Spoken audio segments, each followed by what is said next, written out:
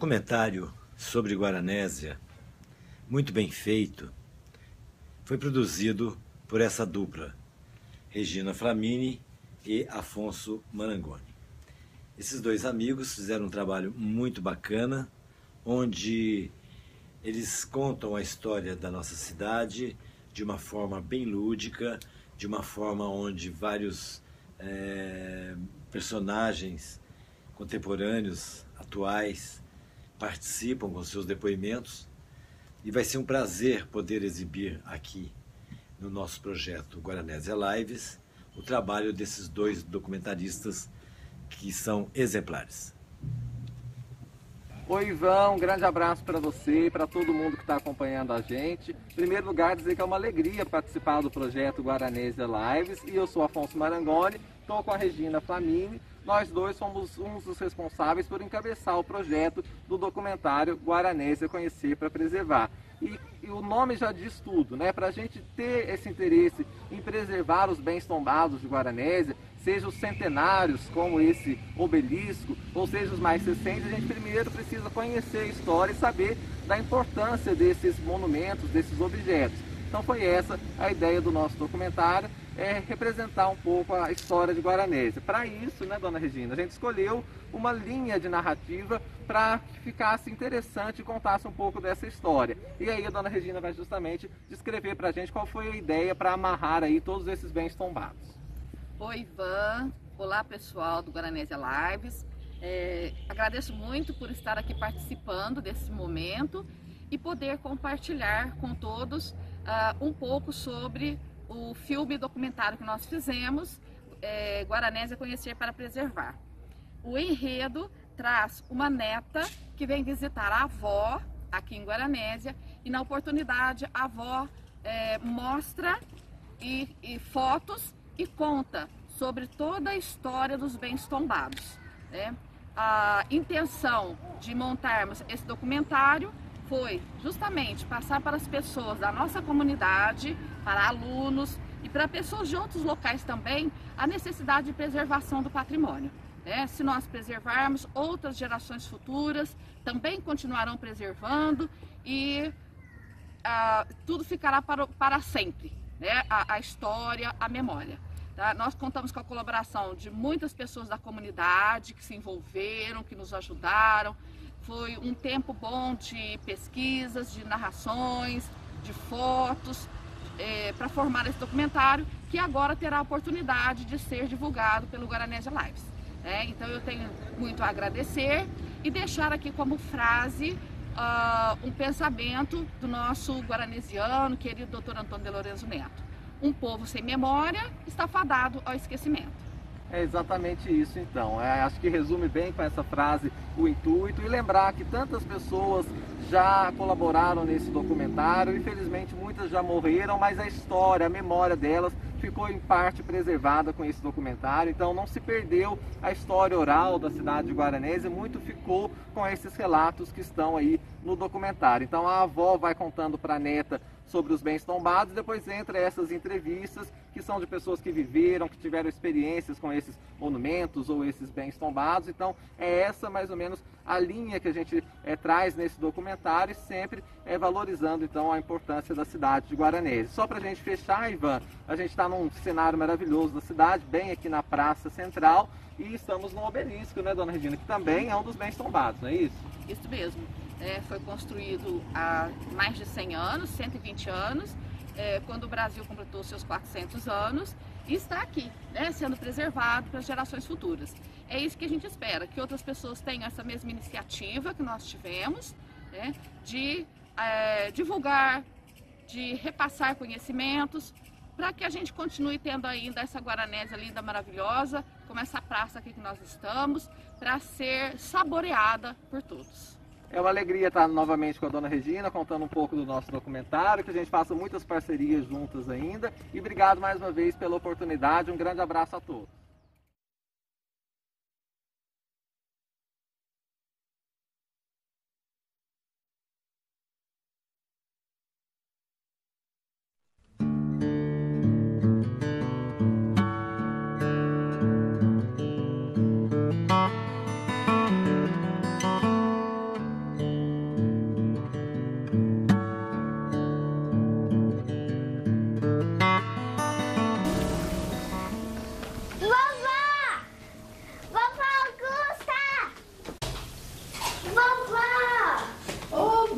Regina, que saudades! Eu também estava com muita saudade, não vi a hora de chegar. Vovó, o que a senhora está fazendo? Estou revendo um tesouro que guardo neste baú. Tesouro, vovó? Quero ver. São fotos antigas? São fotos que guardo ao longo do tempo e que contam uma história. A história da cidade de Guaranésia. Conta a história pra mim, vovó. Adoro ouvir histórias. Ah, isso foi há muito tempo.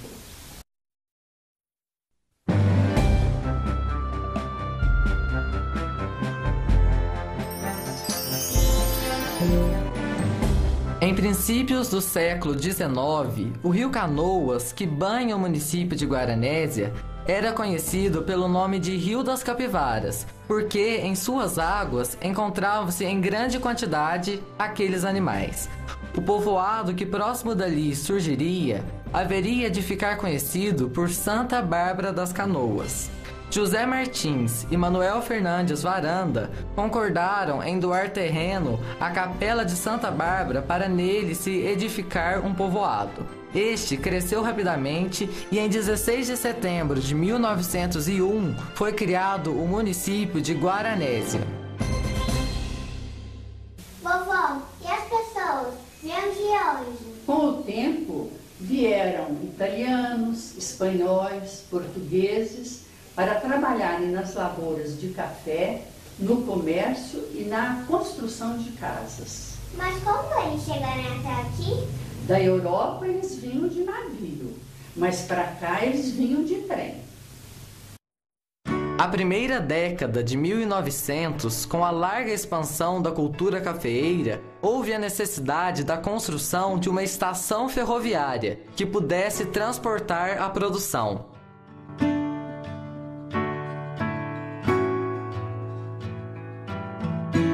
Em 23 de junho de 1912, foi inaugurada a estação férrea dessa cidade, construída pela Companhia Mogiana.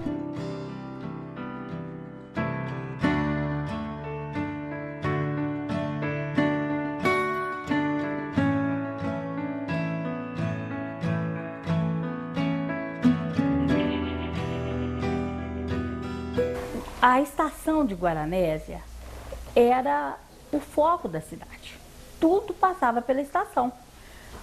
Todos os materiais que vinham de fora para a cidade vinham para a estação. Por exemplo, a fábrica de tecido precisava de polvilho para fazer goma, vinha pela estação. Precisava de algodão, vinha pela estação. As fábricas de macarrão, diz as pessoas que conviviam, que os vagões vinham lotados de farinha para as fábricas. Então não tinha caminhão, era só a estação. Além disso, o transporte de passageiro, todos que viajavam era pela estação. Então a estação era um ponto forte, era um movimento assim, cheio, o dia inteiro um movimento, o povo chegando, saindo, era a trem de carga, 5, 6 trem de carga por dia, e o cimento do Itaú, que ia para São Paulo, passava tudo por aqui. A estação era tudo na cidade. E para movimentar essa estação, havia os funcionários. O primeiro importante era o chefe da estação. Esse, ficava durante o dia e comandava a estação. Ele dava entrada e saída dos trens e também usava o telégrafo para comunicar com Campinas, que tudo aqui tinha que dar notícia para Campinas. Tudo que acontecia aqui dava notícia para Campinas. Os portadores eram aqueles que cuidavam de soltar o trem, sabe? Tinha também os conferentes, um conferente. Esse conferente, ele cuidava da recepção das mercadorias. Toda mercadoria que chegava, o conferente tinha que conferir, ver de quem que era.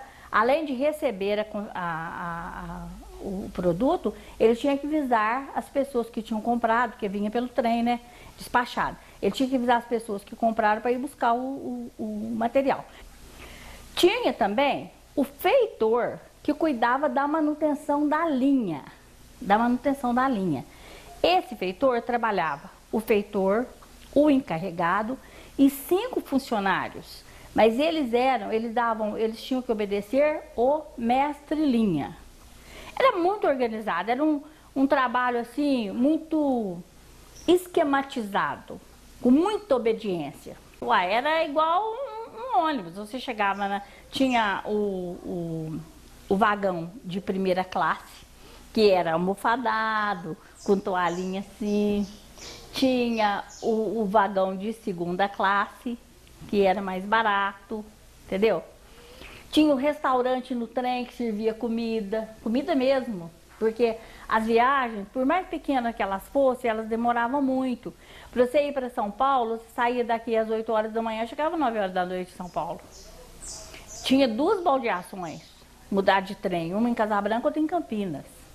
Então era complicado. Então a comida tinha dentro do trem, tinha almoço direitinho, tinha refrigerante, tinha tudo. A gente viajar de trem era a coisa mais boa do mundo. Dentro do trem, aqui em São Paulo, nossa, você ouvia música, você arrumava amigo, conversava, depois aqueles amigos que você conversava no trem, você trocava carta depois, um deixava o endereço, igual faz o telefone hoje, aquele tempo era endereço escrito. Aí depois trocava carta, sabe? Era assim. Se o trem não tivesse feito a loucura de tirar o trem, enquanto vai um caminhão para São Paulo, ia 12 caminhões numa locomotiva só, ué. A Mogiana veio para cá em 1910. Minha mãe lembra de quando estava fazendo os trilhos. Eu só gostava dessa história, vovó. E onde eles passeavam? Onde as crianças brincavam?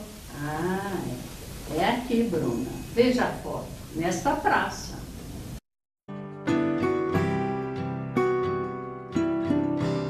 A Praça de Cima, que antigamente era a Praça João Pessoa, hoje é a Praça Dona Sinhá.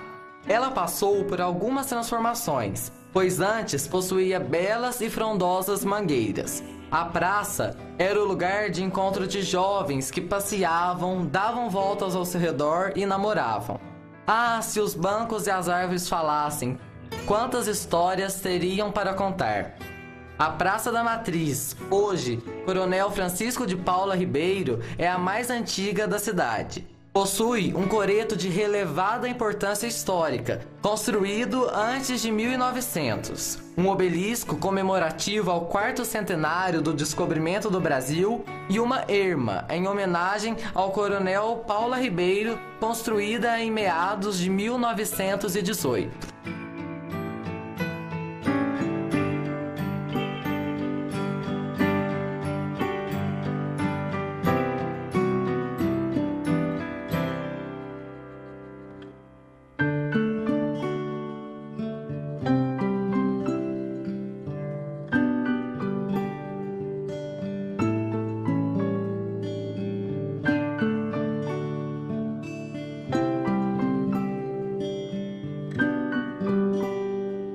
As voltas na praça era primordial.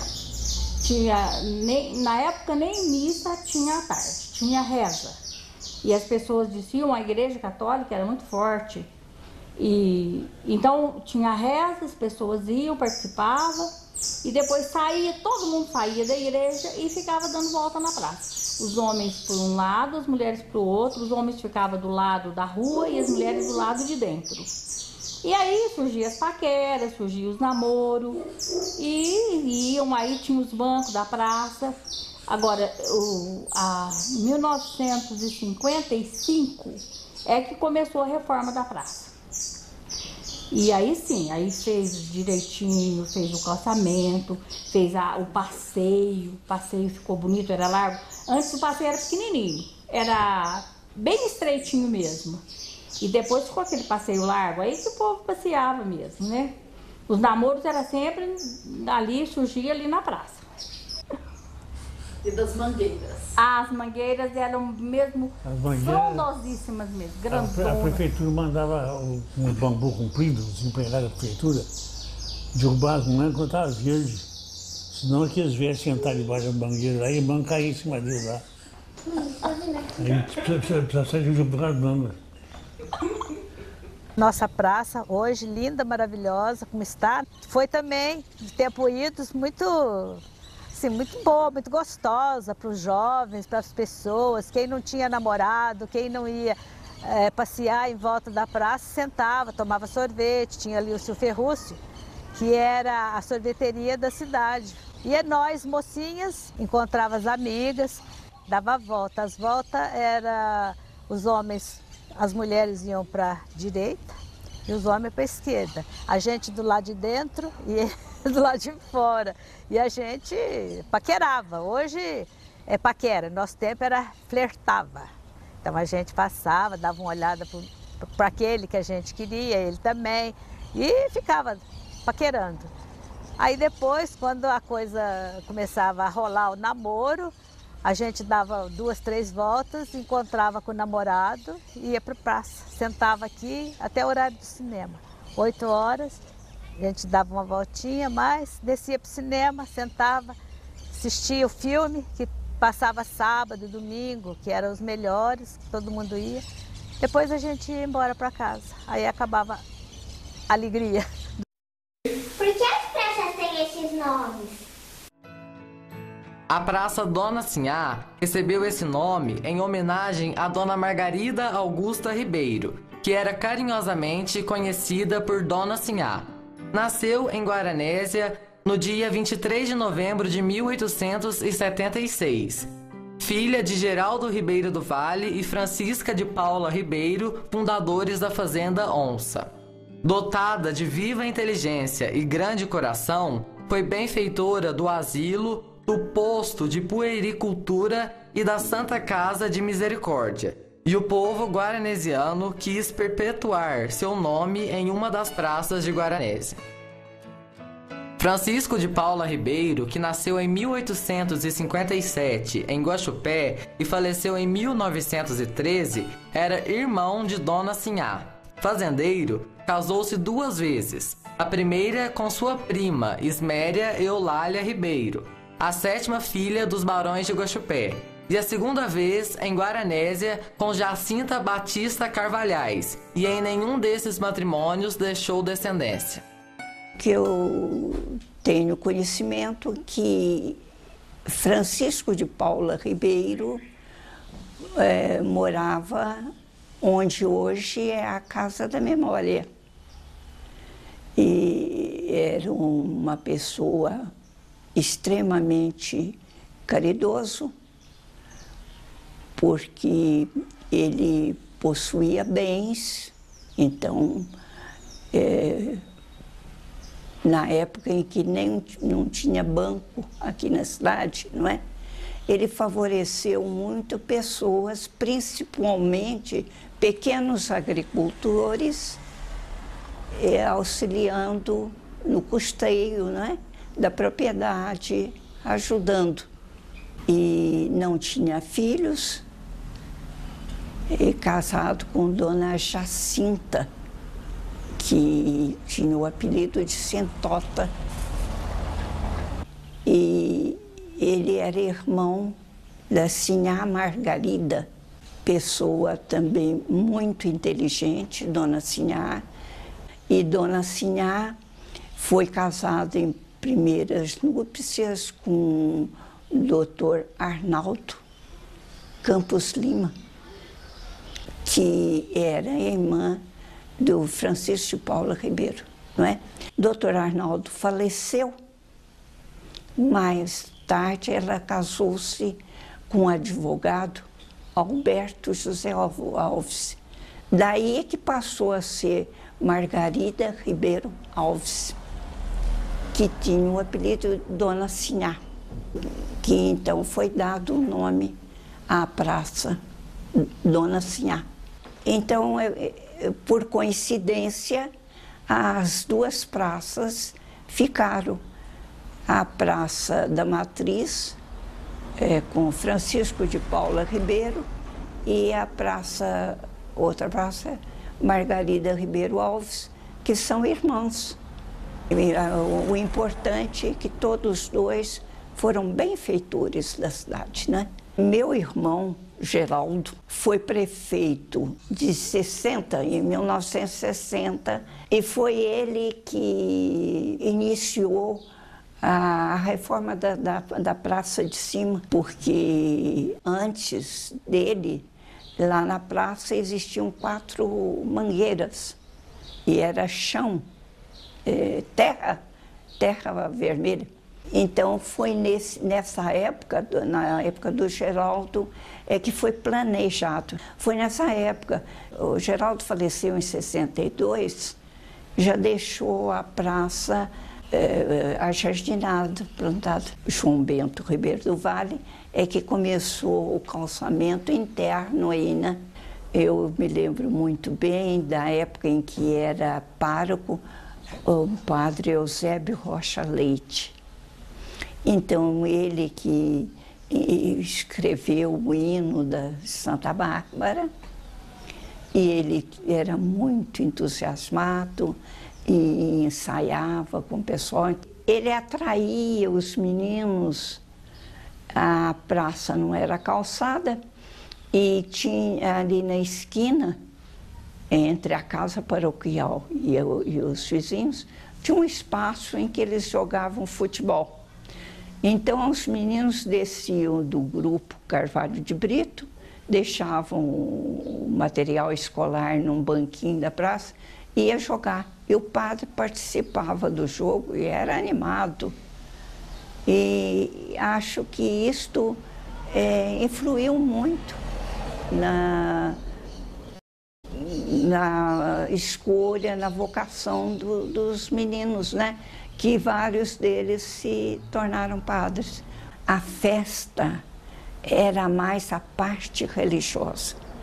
Depois, a parte assim de leilão era muito interessante, porque apenas uma barraca tinha uma espécie assim, um porão.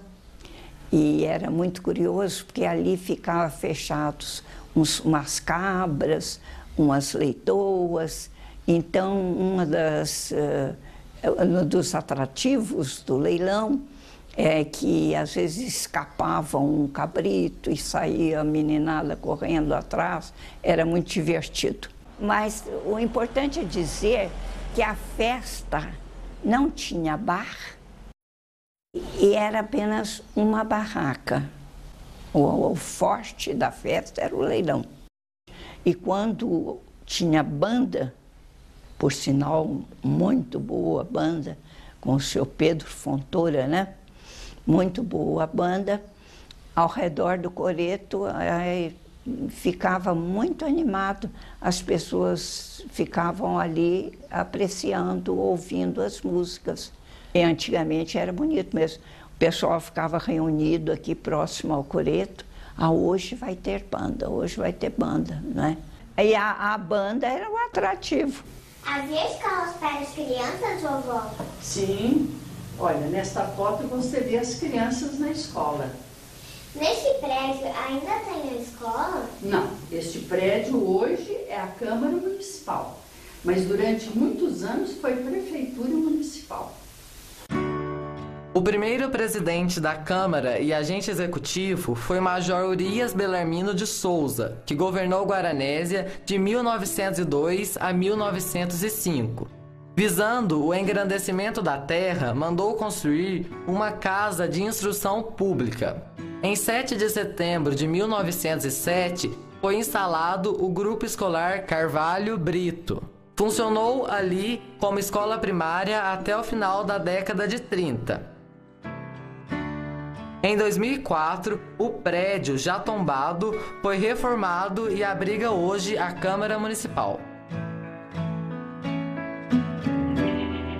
A história da prefeitura ela é bem grande. Ela começa nos anos de 1935, porque nesse ano ela foi incendiada. Ela era onde é hoje a agência do Banco do Brasil. Numa manhã, não sei de que mês, aquela esquina era só fumo e ninguém sabe de onde veio, ninguém sabe para onde foi o combustível que acharam no fundo da horta dessa prefeitura. Lata de fritos era o móvel do crime. Eu já vim a ter mesmo conhecimento da prefeitura em 1954, porque aí eu passei a ser funcionário dela. De modo que eu passei por vários prefeitos. O primeiro foi o Zé Cristóvão, o segundo foi o Dr. João Bento, o terceiro foi um além de prefeito, foi um extraordinário amigo meu, o Geraldão. Infelizmente, coitado, ele não conseguiu chegar até no fim do mandato. Então, veio o senhor Arlindo Cunha para acabar de concretizar os 4 anos, porque o Arlindo Cunha era na qualidade de vice-prefeito. Aí, depois do Arlindo Cunha, chegou na prefeitura como vice, veio o Sebastião Pelaquim, um prefeito também muito audacioso, muito corajoso, porque ele teve que lutar contra muitos preconceitos para conseguir fazer a piscina que hoje é tão conhecida aí em frente ao grupo. Ele travou uma luta séria. Essa piscina não foi conseguida assim fácil, não. Até que o terreno, tudo foi fácil, mas as opiniões eram diversas. O preconceito na época era muito grande. E fez também o grupo escolar Dom Inácio, também foi o outro feito do Sebastião Pelaquim. Aí vieram sucedendo. O Dr. João Bento voltou novamente na prefeitura. E o Dr. João Bento também é que deu início na frota da prefeitura. Até então era só carroça. Foi indo, o progresso veio trazendo tudo que a gente conhece hoje. A prefeitura nossa hoje é bem equipada, mas para quem viveu dentro dela, e nem eu vivi nesses 40 e tantos anos, Guaranésia, que já faz 80 anos que eu estou aqui nela. A cidade mais longe que eu conheço é o Cebola. Sou muito agarrado com isso aqui.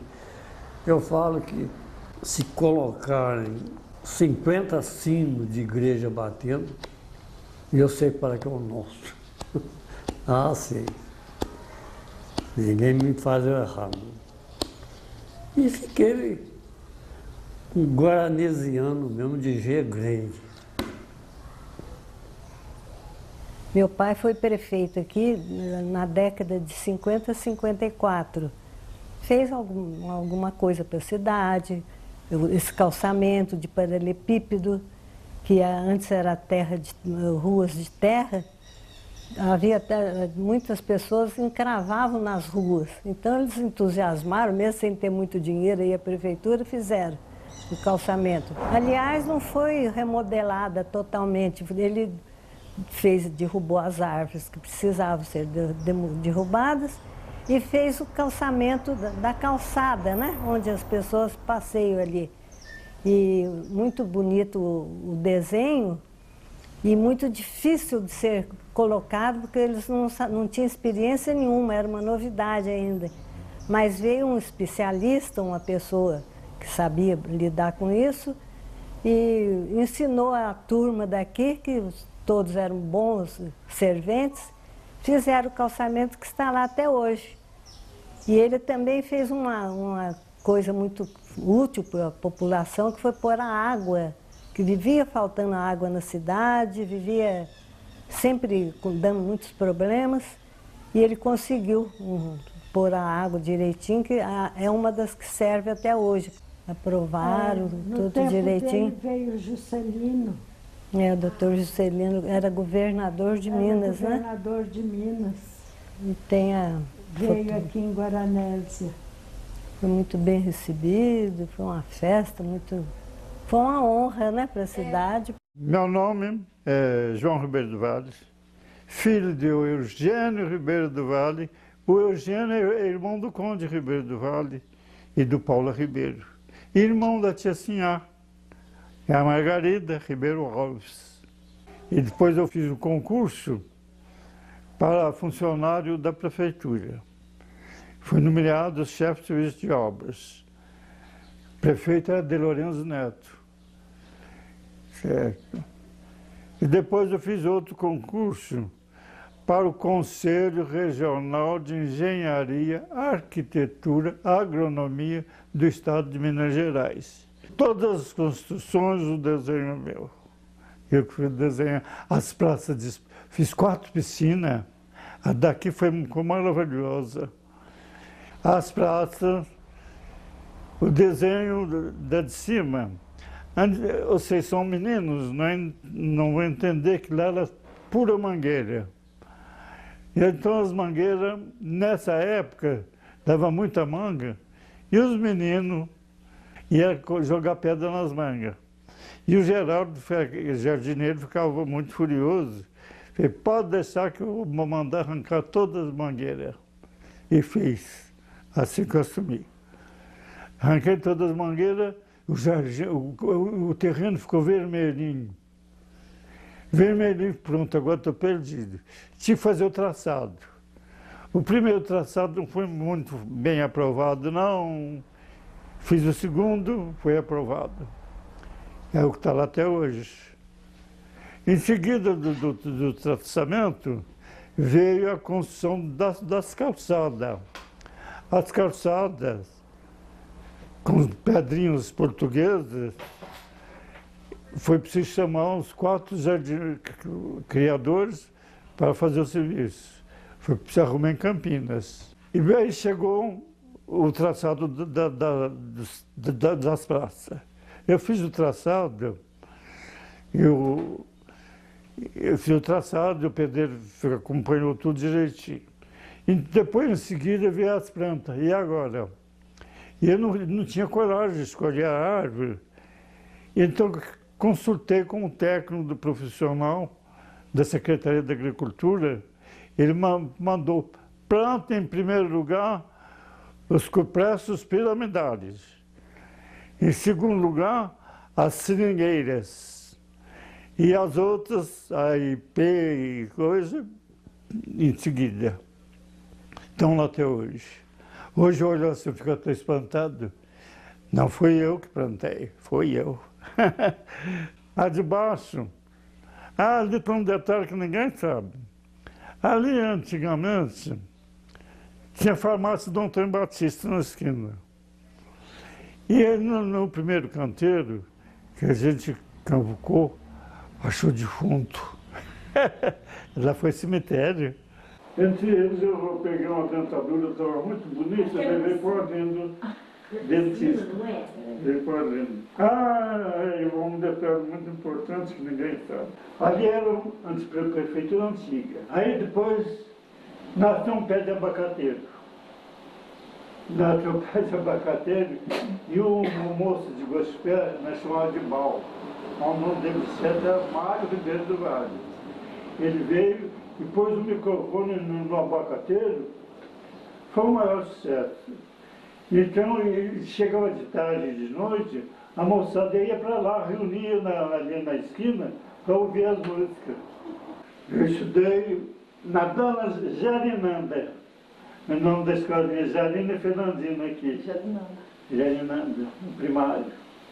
Aí então conseguiu as pedras da nossa fazenda, Barra Grande, lá que era feito os paralelepípedos. Fazia de lá, ia depositava no trilho da Mugiana, aí a Mugiana mandava o pessoal pegar. O caminhão um vagão especial. Teve um casamento e eu estava de chuvarada, coitada da moça, não podia sair do automóvel. Esse problema vai ser resolvido amanhã. E chegou uma manhã, eu peguei o trator, eu dei as primeiras pasadas de terra para fazer, acabar com os degraus antigos. Aí ele fez a subida de automóvel. E em seguida, os degraus. Estava até hoje. Olha, Bruna, aqui existia um cinema. Não existe mais? O prédio existe. Aliás, existiram vários cinemas. Mas hoje existem só os equipamentos onde passavam os filmes. A história do cinema brasileiro tem início em Guaranésia no começo do século XX, quando os imigrantes italianos, os irmãos Mazzotti, resolveram instalar residência nesta pequena cidade.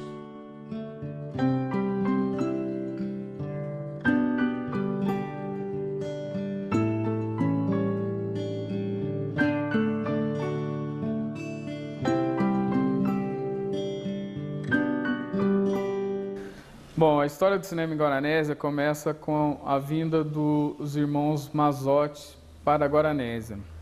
Carlos Mazzotti chega em Guaranésia por volta de 1923, saindo de Belo Horizonte. Quando saiu da Europa, veio morar em Belo Horizonte, tinha uma tipografia e fazia fotos pela região. Saiu de Belo Horizonte, veio morar em Muzambinho. E numa de suas idas e vindas, chegou a Guaranésia por volta de 23 e gostou muito da cidade. E já logo mudou-se para Guaranésia no outro dia. Depois chegou o Américo, que era seu irmão, e aqui começaram a desenvolver trabalhos de fotografias, né? E buscavam em São Paulo os produtos para as fotografias. E numa de suas idas a São Paulo, eles compraram uma filmadora, uma Debré, e começaram a fazer pequenos filmes. Fizeram Guaranésia Pitoresca, tá? Que não existe mais. Filmaram Monte Santo, São João da Boa Vista, São Sebastião do Paraíso. E a partir daí, dessas idas para São Paulo, compra de materiais, o Kerrigan, que era um diretor de cinema, já tinha feito um filme em Campinas na época, ficou sabendo da história dos irmãos Mazzotti aqui em Guaranésia. E escreveu uma carta a eles, né, para que fosse feito um longa-metragem aqui na cidade. Eles receberam a carta e logo de cara já gostaram da ideia. Foram para São Paulo, encontraram o Kerrigan e começaram a desenvolver o projeto, que era o projeto do longa-metragem Corações e Suplícios. Kerrigan veio para Guaranésia, trouxe os artistas principais de São Paulo, né? A figuração era de Guaranésia e com muita dificuldade conseguiram desenvolver o Corações e Suplício. Filmaram mais ou menos aí em 25, né? E a estreia do Corações e Suplício foi em 6 de janeiro de 1926, no Cine Teatro Rio Branco. O filme rodou Belo Horizonte, Rio de Janeiro, São Paulo, né? É quando Carlos Mazzotti adoece, né? Tem uma pneumonia e acaba falecendo.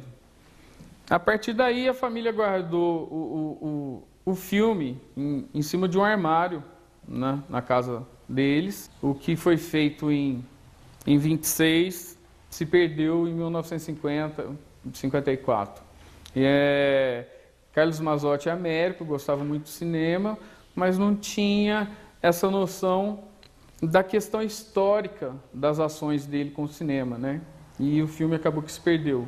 Hoje tem um fragmento de 7, 8 fotogramas, foi o que sobrou, né?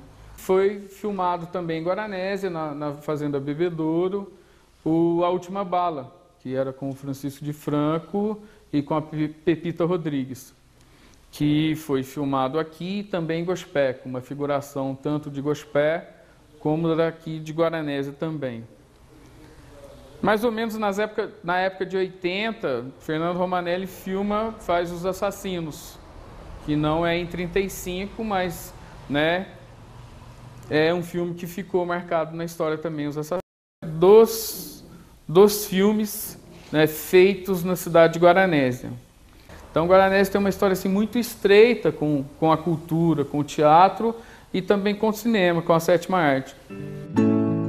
Havia também um partido político, os Papudos, que fundaram o primeiro cinema. E ainda existiram vários outros cinemas em Guaranésia.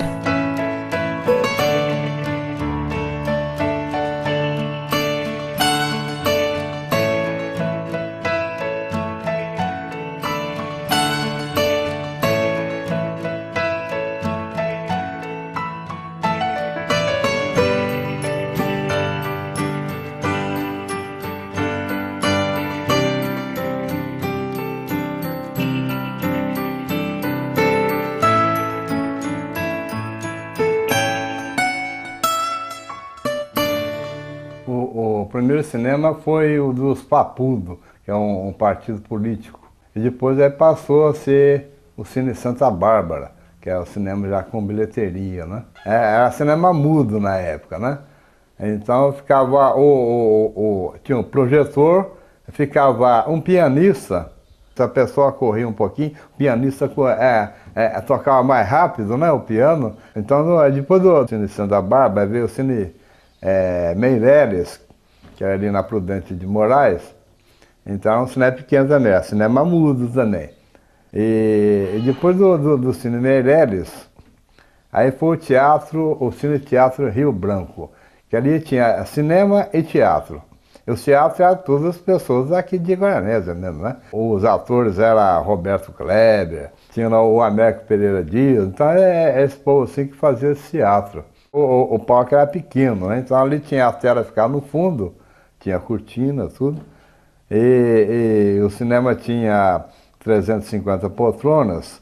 Bom, então ali do Cine Teatro Rio Branco, que era dos irmãos Lauria, então eles venderam para a Companhia Cinema São Paulo Minas. A Companhia São Paulo Minas estava construindo um cinema aqui na Praça Coronel Paulo Ribeiro, que é um cinema maior.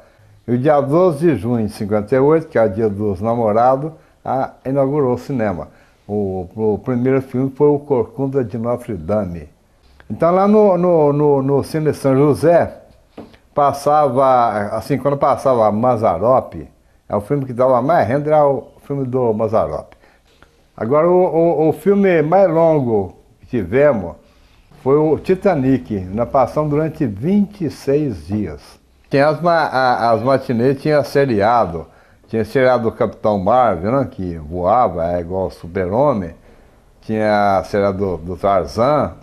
E tinha só passar muito filme de cowboy. Hoje, no local onde já funcionou um hotel e foi o Cine São José durante muitos anos, está o Centro Cultural Dona Fernandina Tavares Paz, local destinado a apresentações artísticas e culturais do município, e leva este nome em homenagem a uma grande educadora guaranesiana.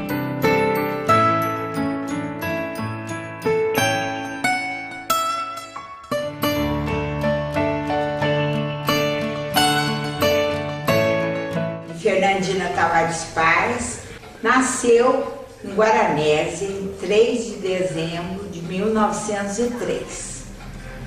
Foi uma ótima educadora, de caráter muito nobre, e fundou o Externato Imaculada Conceição junto com as suas irmãs Jarina e Fernandina, Jarina e Emídia. As três lecionavam e os alunos que passaram grande quantidade pelas mãos delas sempre brilharam lá fora. Ela trabalhou muitos anos nessa escola até passar para o quadro do Magistério Público e foi trabalhar na Escola Estadual Carvalho Brito. Depois, ela resolveu fazer um curso de aperfeiçoamento em Belo Horizonte, na escola onde ela conheceu Helena Antipoff. Pela sua dedicação, pelo seu exemplo lá como aluna, etc. A Helena Antipoff a convidou para participar de um projeto de educação que preparava professoras para a escola de zona rural. Ela aceitou trabalhar com a dona Helena, que mais tarde tornou-se sua grande amiga. Acabou sendo diretora do Carvalho Brito por muitos anos. Ela foi sempre muito dedicada aos alunos e à educação. Com 70 e tantos anos, ela ainda lecionava para aulas particulares para as crianças que precisavam, que tinham alguma deficiência, que tinham alguma necessidade assim mais premente, ela ensinava. Ela foi um exemplo de educadora, muito culta, de caráter nobre, dedicada, prestativa, batalhadora, severa e meiga ao mesmo tempo. Faleceu no dia 19 de outubro de 1993, deixando um belo marco de passagem por essa terra. Eu fui aluna da dona Jarina e da dona Fernandina.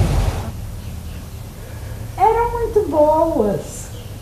Foram professoras de quase todos os conhecidos daqui, né? O prédio do Centro Cultural abriga um dos mais importantes bens tombados do município, os 2 projetores.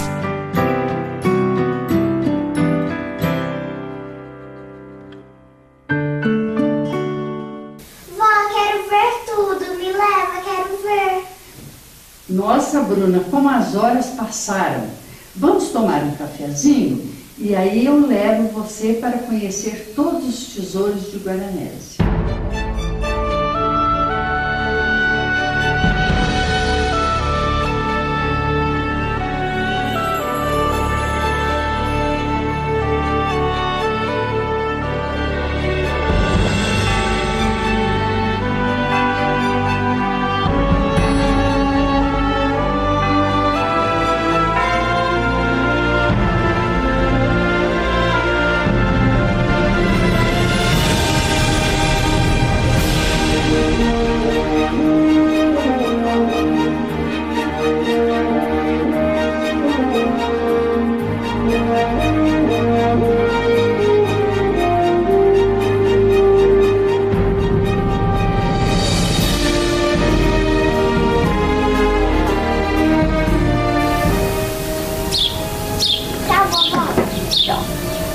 Boa viagem e volte logo, tá?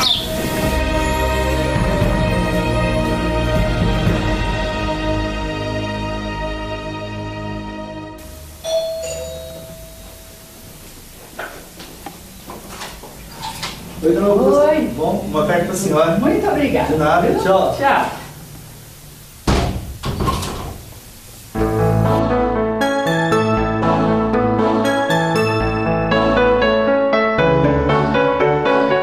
Franca, 9 de setembro de 2011.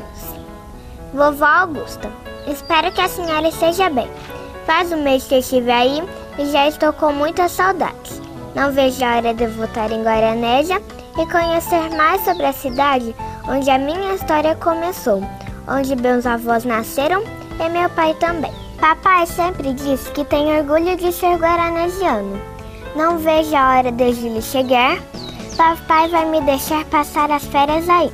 Quero subir em árvores, apanhar frutos no pé, ouvir a banda, subir e descer as escadas da igreja, acordar bem cedinho com o canto dos passarinhos. Será que as crianças valorizam este tesouro que elas têm aí? Com saudades, despeço-me. Beijo, vovó, de sua netinha do coração, Bruna.